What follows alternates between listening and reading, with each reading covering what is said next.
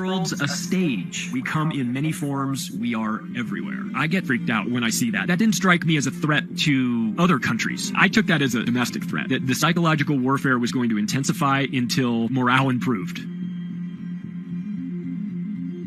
Here's something really kind of weird. I'm begging for it. There's a group of people that built an exact replica of the Ark of the Covenant. It took them 3 years to make. The chief architect chooses to remain anonymous. They put the Torah, which is the Hebrew Bible, in the Ark of the Covenant. They just did that. And he said, quote, when that Torah was put in this Ark, it became weaponized. But then he says, there is going to be a force that is absolutely so powerful that it's going to be something we've seen in the movies, but for good. Do you know where this replica of the Ark of the Covenant was for 8 months before they brought it to Israel? Antarctica. Trump's house. Mar-a-Lago. It was in Trump's house for 8 months before it was brought to Israel. Why was it there? I think he's religious, though. We don't know. Just looking at face value, that's strange. Oh, that's 100%. That's the only They're reason talking about like, this. oh, it's weaponized. Now, the things that are going to happen with this Ark of the Covenant, it's going to be like the movies of like the power that it's going to bring.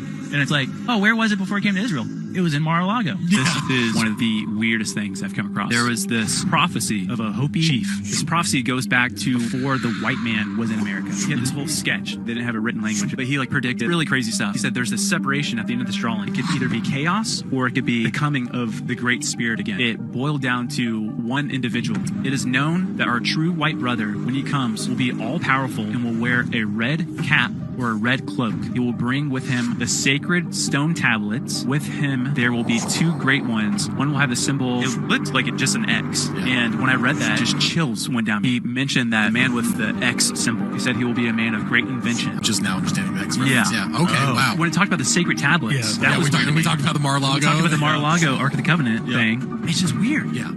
Then the third one that will finally bring about purification of this land in this continent would be a man with red cap, red hat, or red cloak. Now, we do not know who that nation is or what people, but they say those people will have a large population and they will also have much scientific inventions of all types. Very powerful nation going to be. So once he starts moving, these others too will join him with all their power and might. The three of them going to come here quickly together, and nothing can stop them. This time they're going to come right here. They say even they're going to come here so fast they come here for breakfast. Now this is nice clear day today, calm, everything, night. Tomorrow morning maybe we get up at breakfast time, then the whole sky will be darkened. Old man said, I don't know what will cause it darkening of the sky. Then he said that people will be raining from the sky. And in one day they're going to get control of this whole continent. And they're going to cut us up into 4 sections. Is this as big as it sounds? It potentially is. I mean, it's very early days. So basically, they've discovered that if they use the same technology that they used for COVID, and they use some mRNA, which is a... Making a little more sense now, I think, there, Queen Marie. The third ark, why does it need to be here? And your little hint on the continued stalemate hostage situation.